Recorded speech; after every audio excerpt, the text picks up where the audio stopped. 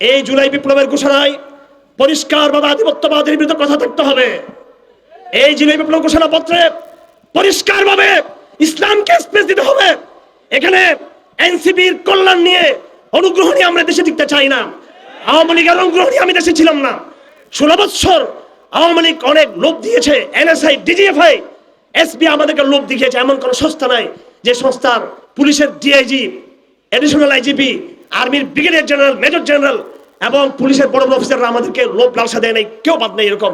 আমরা 17 বছর হাসিনার অনুকম্পায় ঠিক ছিলাম না। আগামীতেও ডক্টর ইউনূসের অনুকম্পায় ইসলামকে ঠিক রাখতে হবে না। এখানে জুলাই পত্রের ঘোষণা পরিষ্কার করুন। আমরা আগে দেখতে চাইবো এই জুলাই ঘোষণাপত্র কি রয়েছে। জুলাই ঘোষণাপত্র যদি ইসলামকে যথাযথ সম্মান না দেওয়া হয়, সেই জুলাই ঘোষণাপত্র আমরা থাকবো না। কথা পরিষ্কার। আমরা এমন এক জুলাই ঘোষণাপত্র চাই যেই জুলাই ঘোষণাপত্রের প্রধান স্পিরিট হবে ইসলাম। লজ্জা কিসের? যদি ট্রাম্প এবং বারাক ওবামা, তারপরে জো বাইডেন, তারা যদি বাইবেলের উপর হাত রেখে আমেরিকার রাজত্ব পেয়ে থাকে, আর মোদি যদি হিন্দুত্ববাদ আর পত্তলিকতার পরিচয় দিয়ে ভারত শাসন করতে পারে, চীনের কমিউনিস্ট পার্টি তাদের কমিউনিস্ট আদর্শ থেকে শাসন করতে পারে, হে বাংলাদেশের এনসিপি, হে বাংলাদেশের তত্ত্বাবধায়ক সরকার, হে বাংলাদেশের জামাত বিএনপির দলেরা, তোমাদের লজ্জা কিসের ইসলামের পরিচয় দিতে? কোরআন পরিচয় লজ্জা কিসের তোমাদের? আগামী সংসদের শপথ হতে হবে, কোরআনের উপর রেখে শপথ হতে হবে। এটাই জুলাই পত্রের ঘোষণাপত্র হবে। এটা সংখ্যাগরিষ্ঠ মুসলিমের চেতনা। এটা হানাদির মাদ্রাসার কয়েক জমাতের ছাত্রের দাবি নয়। আজকে আমি যে কথাগুলো বলছি প্রমাণ করে দিব, এগুলো গণমানুষের দাবি। ইনশাআল্লাহ আজিজ, গণমানুষের দাবি। হ্যাঁ, আমরা আগেই বলেছি, আমরা এই মুহূর্তে শরিয়া আইন প্রতিষ্ঠার জন্য যে আমরা দাবি দিচ্ছি তা না। কারণ শরিয়া আইন প্রতিষ্ঠার জন্য অনেক দাওয়াতি কাজ করতে হবে, ব্যাপক দাওয়াতি কাজ করতে হবে। নারীদের মধ্যে, সেকুলারদের মধ্যে, সাংবাদিকদের মধ্যে, সেনাবাহিনীর মধ্যে, রাজনৈতিক দলগুলোর মধ্যে বিশাল মোটিভেশন। আরো 10, 15, 20 বছরের অনেক বড় দাওয়াতি সংগ্রাম করতে হবে। তারপর আমরা শরিয়া প্রতিষ্ঠার চূড়ান্ত জিহাদে লিপ্ত হব, সংগ্রামে লিপ্ত হব, দাওয়াতি লড়াই লিপ্ত হব। আমরাও তো বলছি যে চোরের হাত কাটো আজকে। আমরা বলছি যে আজকে থেকে কেসাস চালু করো। যদিও কেসাস চালু হলে তাদের লাভ হতো, এই দেশের লাভ হইতো। পাথর দিয়ে মানুষ মারা হচ্ছে, সেটা জঙ্গিবাদ না।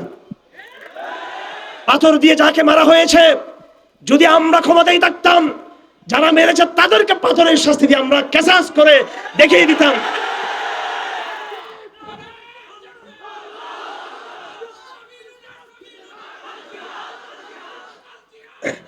আমরা কেন শরিয়া দাবি দিচ্ছি না? কোথায় কোথায় উপদেষ্টা মাহফুজ এখন সে কিছু সতর্ক হয়েছে। এখন ক্ষমতা পেতে না পাতে বলতে চাই না আমি, কিছু শব্দ চলে, ফকিন্নির বাচ্চা শব্দ মুখে চলে আসে আমার। ক্ষমতার মস্তক পেয়ে, আরে আমাদের পরিচয় আছে, আমাদের মিরিদিসের পরিচয় আছে, হেফাজত ইসলামের হানাদারি নেতৃবৃন্দের তাদের পারিবারিক পরিচয় আছে, তাদের যুগ যুগ ধরে আমাদের পরিবারের ক্ষমতায় ছিল। এখানে হুট করে তোমাদের বাপ দাদা কেউ ক্ষমতায় দেখেই মাত্র তৌহিদবাদী মুখ, মোল্লাদের মপ মপ মপ, এই মপ শব্দটা হাসিনা পর্যন্ত বলেন, তারাই শুরু করলো শরীয়তবাদী মপ, হেফাজতবাদী মপ, জঙ্গিবাদী মপ নাকি করতেছি আমরা। যাই হোক, এখন তাদের কিছুটা সম্মতি ফিরেছে। আমরা শরিয়া দাবি দিচ্ছি না এই জন্য যে আপনারা যারা ইসলামের পক্ষে বলেন তারাই নিজেরাই এখনো এই সিদ্ধান্ত নিতে পারেন নাই, আর না হলে আমরা ভারত আমেরিকাকে ভয় করি তা না। তো যাই হোক, আমরা ম্যাচিউর। আমি আশ্বস্ত করতে চাই এই হাদি ভাইয়ের মাধ্যমে, আমার আঙ্কেল ডক্টর মাহমুদুর রহমানের মাধ্যমে, আমি সরাসরি ডক্টর ইউনূস সাহেবকে আমি আশ্বস্ত করতে চাই যে আমরা প্রজ্ঞার সাথে কাজ করব, আমরা পরিপক্কতার পরিচয় দিব, আমরা বুদ্ধির পরিচয় দিব, আমরা কোনো পরিপক্ক সিদ্ধান্ত নিব না। এই জাতিকে এই মুহূর্তে আমরা আফগানিস্তানে যে তালেবানের শরিয়া প্রতিষ্ঠা করেছে, আজকেই এক্স্যাক্টলি সেই শরিয়া হুবহু আমরা এই জাতিকে চাপিয়ে দিচ্ছি না। আমরা দিচ্ছি, আমরা বোঝাপড়া, ডায়লগ, আলোচনা, কাউন্সিলিং, মোটিভেশন, অনেক সংগ্রামের পরে তারপরে এই জাতি একদিন শরিয়ার জন্য পাগল হয়ে যাবে। আমরা তার জন্য কাজ করে যাচ্ছি আমরা। কিন্তু তাই বলে ন্যূনতম আমাদের যেটা ইসলামের সাথে সম্পর্ক, এটাকে আপনারা রাখতে দিবেন না আমাদেরকে? আমরা ন্যূনতম জিনিস চাচ্ছি, আমরা বেশি কিছু চাচ্ছি না। আমরা কিছু সংস্কার চাই, এবং বিএনপির উদ্দেশ্য বলতে চাই, পূর্ণাঙ্গ সংস্কার করে ইলেকশন হবে, এটা আমরাও বলি না। আমরাও বলি ঠিক আছে ইলেকশন হলো হোক, কিন্তু অবশ্যই পর্যাপ্ত পরিমাণে সংস্কার আগে হতে হবে, বিচার হতে হবে, তারপরে ইলেকশন হবে। আপনারা কি প্রস্তুত আছেন যুদ্ধ অপরাধ, মানবতা বিরোধী অপরাধ ট্রাইব্যুনালে শেখ হাসিনা সহ 7 বার গণহত্যাকারী, জুলাই বিপ্লবের গণহত্যাকারী আওয়ামী লীগ পন্থী লিডারশিপ এবং বুদ্ধিজীবী এবং ভারতীয় দালালদের যথাযথ শাস্তি ঘোষণা আইনিকভাবে না হওয়া পর্যন্ত কোন নির্বাচন মানি না আমরা? একমত কিনা? আমরা একমত কিনা? আগে মানবতা বিরোধী ট্রাইব্যুনালে এবং বিভিন্ন প্যানেল করে এই ওসি রফিক হানাদারিতে ছাত্রদেরকে খুন করেছে এবং আরো অসংখ্য পুলিশ অফিসাররা যারা খুন করেছে, গোয়েন্দা সংস্থার তাদের নাম জানি, তাদের নামও আরো মামলা হবে ইনশাআল্লাহ আজিজ। যারা হানাদারি মামলা করেছিল কিছু গোয়েন্দা সংস্থার বড় অফিসাররা। ওয়াকার সাহেবকে বলবো, আপনি সেনাবাহিনীকে পরিষ্কার করুন, সংস্কার করুন। এই আন্দোলনে সেনাবাহিনীর ভূমিকা ছিল, এটা আমি বলতে চাই। আমি যখন এই আন্দোলন নামবো কি নামবো না সেই সিদ্ধান্তহীনতায় ভুগছিলাম, ঠিক জুলাইয়ের মাঝামাঝি সময়ে ক্যান্টনমেন্ট থেকে ফোন এসেছিল। এটা আমি স্পষ্ট বলতে চাই, এটা কোনো গোপন কিছু না। সেনাবাহিনীর লোকরা আমাদেরকে বললো যে আমরা কোনো বড় অফিসার না, আমরা মেজর জেনারেল, লেফটেন্যান্ট জেনারেল না। আমি কিছু নাম নিতে চাই না, ওইসব লেফটেন্যান্ট জেনারেল, মেজর জেনারেলকে আমরা চিনি। আমাদের এলাকার কোন কোন মেয়ের জামাইকে আমরা চিনি, যারা বড় বড় সামরিক বাহিনীর অফিসার 1 নম্বর 2 নম্বর আছে, তারা সব হাসিনার দালাল ছিল। তারা সব এরা দুলাভাই, যেহেতু বোনের জামাই, আমি এদের নাম নিয়ে বদনাম করতে চাই না। এই দুলাভাইরা কোনো কাজ করে নাই, বড় বড় অফিসাররা কাজ করেছে। যারা আমাদের ফোন দিয়েছিল, আমি জিজ্ঞেস করলাম যে আপনি কোন র্যাঙ্কের?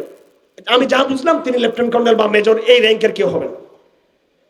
আমি মনে করছি উনি হয়তো ডিজিএফ এর কেউ, হাসিনার পক্ষ থেকে ফোন করতেছে। আমি আবার ওনাকে একটু পরীক্ষা করার জন্য বললাম যে হাসিনা তো অনেক মডেল মসজিদ বানিয়েছে, শুক্রানের মাহফিলও করছিল, আমাদের এত অবদান থাকার পর আবার কেন আমার গুসকানি দিচ্ছে? ওর অবদান আছে না ওনার। তিনি টের পেয়েছেন যে আমি আসলে ওনাকে বিশ্বাস করতেছি না। আসলে আমি বুঝতে পারতেছি না, এটা ক্যান্টনমেন্টের মতো সেন্সিটিভ জায়গা থেকে মাত্র তখন জুলাইয়ের মাত্র 10, 11, 12 তারিখ, হাসিনার পতনের কোনো আলামত নেই, আরো একটু পরের দিকে। কিন্তু আলহামদুলিল্লাহ পরবর্তী বুঝলাম এই লোকের কখনো চেহারা দেখি নাই। তিনি আমাকে শেষ পর্যন্ত একটা কথা বললেন, যখন আমি তাকে বিশ্বাস করতে পারতেছিলাম না। তিনি বললেন যে হুজুর, আমি চরমুনিকে মেসেজটা দিয়েছি, জামাত শিবিরকে মেসেজ দিয়েছি, হেফাজতকে সবচেয়ে মহব্বত করে মেসেজটা দিচ্ছি, দ্রুত আপনারা আন্দোলনে নামেন। যদি আপনারা আন্দোলনে নেমে হাসিনাকে পতন করতে না পারেন, আমি আর্মি পার্সন আপনাদেরকে বলে দিচ্ছি আরো 20 বছর হাসিনার গজব আন্ডার আপনারা পদদলিত হবেন, আপনারা আরো 20 বছর।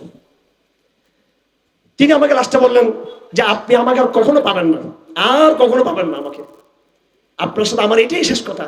এই পর্যন্ত আমি আর তাকে আর খুঁজে পাই নাই। আমার ভাইরা, ওয়াকার সাহেব সেনাবাহিনী প্রধান, তিনি সেনাবাহিনীর সমস্ত অফিসারদেরকে নিয়ে বসছিলেন, এটা তার বুদ্ধির পরিচয়। তিনি সেনাবাহিনীর কনসার্ন দেখেছেন। সেই সময় আল্লাহ মুসাব্বিতুল কুলুব, আল্লাহ মুসাররিফুল কুলুব। আমি ছাত্র সমাজকে বলতে চাই, কে সেনাবাহিনীর তরুণদের অন্তরকে সেদিন ফিরিয়ে দিয়েছিল হাসিনার বিরুদ্ধে? এটা এক ঐতিহাসিক ঘটনা। বাংলাদেশে 71-এর চেতনার কথা বলে, মুক্তিযুদ্ধের চেতনার কথা বলে আল্লাহকে সরিয়ে দেওয়া হয়েছে। জুলাই বিপ্লব আল্লাহর নাম কোথাও দেওয়ালে দেওয়ালে লেখা নাই, আল্লাহু আকবার লেখা নাই। চট্টগ্রামে আমরা লিখে দিয়েছি আল্লাহু আকবার, সেখানে তারা লিখে দিল অসাম্প্রদায়িক সেকুলার বাংলাদেশ নাস্তিকরা। আমরা আবার লিখেছি আল্লাহু আকবার, তারা আবার লিখলো সেকুলার বাংলাদেশ। আমরা আবার মুছি দিয়ে এইভাবে চলতেছে আমাদের আলখাবাজারের ওয়ালের মধ্যে। আল্লাহর সাথে বিয়াদবি আল্লাহ বরদাস্ত করবেন না। এজন্য এগুলো কোনো আবেগের কথা না। আমি পলিটিক্যাল সায়েন্সের প্রচুর বই পুস্তক পড়ি, আমি প্রচুর বই পুস্তক পড়ি। বরং যারা আপনারা যারা রাজনীতি করেন, জামাত, বিএনপি বা অন্যান্য এনসিপির ভাইরা, আপনারা সময় পান কিনা জানি না, আমি কিন্তু নিয়মিত পড়াশোনা করি। এই কথাগুলো বলতে চাই, এটা কোনো আবেগের কথা না। আল্লাহর সাথে বিয়াদবি করা যাবে না। সেনাবাহিনীর সাথে তো কারো সম্পর্ক ছিল না। হাসানাতরা, সার্জিসরা, নাহিদরা সবাই হারুন আঙ্কেলের ভাতের হোটেলে ছিল। তারা কোনো পরিকল্পনা করে নাই। পরিকল্পনা আরশ থেকে হয়েছে। সেনাবাহিনীর তরুণদের অন্তরকে ফিরিয়ে দিয়েছে। সেনাবাহিনীর তরুণরা বলল যে আপনি ব্রিগেডিয়ার জেনারেল, আপনারা কর্নেল, আপনারা মেজর জেনারেল, কিন্তু জনগণের বুকে গুলি চালাতে বললে আমরা জনগণের বুকে গুলি চালাবো না। সেদিন সেনাবাহিনীর ওয়াকার সাহেবকে অনেকে প্রশংসা করেন। সেনাবাহিনীর অফিসাররা যেদিন স্পষ্ট মেসেজ পেল সৈনিকরা ইসলামের পক্ষে, সৈনিকরা বাংলাদেশের পক্ষে পরাজিত করেছি, আগামী তো আমরা আমাদের ঐক্যকে অটুট রেখে ভারত সহ সকল আন্তর্জাতিক আধিপত্যবাদকে বাংলাদেশ অবশ্যই আবারও পরাজিত করবে ইনশাআল্লাহ। আমরা এই জন্য এখানে এসেছি, আপনাদেরকে সেই আন্দোলনের কথা স্মরণ করিয়ে দেওয়ার জন্য। দেখুন, মুহররম মাসের তারিখ শেষ হচ্ছে, 22 তারিখ, 23 তারিখ, 24 তারিখ, 25 তারিখ শেষ। আমি মনে করছি হয়তো মনে হয় হাসিনা মনে হয় আল্লাহর খাতায় মনে ফেরানো না, মনে হয় আল্লাহর খাতায় শুধু মিশরেরটা ফেরানো ছিল। এই মুহররম মাসের 10 তো গেল, 25 তারিখ শেষ, 26 তারিখ এসে গেল। বিশ্বাস করুন, আমি 25 তারিখ একদম কিছুটা হতাশা ছিল আমার মধ্যে। আলহামদুলিল্লাহ, আমার মনে একটা আবেগ ছিল, আমি দেখতে চেয়েছিলাম এই মাটিতে বহুত আলেমদের রক্ত ঝরেছে, বিপ্লবীদের রক্ত ঝরেছে, এবং হাসিনা এবং তার রেজিম এবং হাসিনা এবং তার শাহবাগী বুদ্ধিজীবীরা আল্লাহর সাথে সর্বাত্মক বেয়াদবি করেছে। আমি দেখতে চেয়েছিলাম হাসিনার পতন ফেরানোর মতো মুহররম মাসে হোক, এটা আমার বড় কামনা ছিল। এটাকে জুলাই বিপ্লব বলা হয়। আমি জুলাই বিপ্লব বলবো, কিন্তু জুলাই বিপ্লবের আগে এটা মুহররম বিপ্লব বলতে হবে এটাকে। কারণ মুহররম মাসের 27 তারিখ সোমবার পবিত্র দিনে শেখ হাসিনার পতন ঘটে, এটা মনে রাখবেন। কেউ বলে 36শে জুলাই, কেউ বলে 5 আগস্ট, আমরা বলবো 27শে মুহররম। কি বলবো? 27শে মুহররম। এটা আপনারা যদি না মানেন, আগামীতে আমরা আরো একটা মুহররম ঘটে এটা মানাবো ইনশাআল্লাহ আজিজ। আমরা এটা 27শে, এটা আগে 27শে মুহররম, তারপর 36শে জুলাই, তারপর 5 আগস্ট। কথা ঠিক কিনা? আপনারা মনের বিশ্বাস থেকে বলতেছেন তো যে এই আন্দোলনের মূল কারিগর আল্লাহ পাক? এটা কি আবেগের কথা? এটা আল্লাহ অন্তরগুলোকে এইভাবে নাড়িয়ে দিয়েছেন। এবং বিগত 1 বছরে দেশে বহুত কিছু হয়েছে, হিন্দুদের মাধ্যমে, সাংবাদিকদের মাধ্যমে, বুদ্ধিজীবীদের মাধ্যমে, বিদেশিদের মাধ্যমে ভারত বহু চক্রান্ত করেছে, তারা কিন্তু কিছুই করতে পারেনি এখনো। এটা আল্লাহ বাংলাদেশকে হেফাজত করতেছেন। আমার ভাইয়েরা, শুধু বাংলাদেশে আমরা ইসলামের বিজয়ের স্বপ্ন দেখি না, আমরা পুরো হিন্দুস্তান জুড়ে ইসলামের বিজয়ের স্বপ্ন আমরা দেখি। এটা পলিটিক্যাল সায়েন্সের কথা, এটা আবেগের কথা না।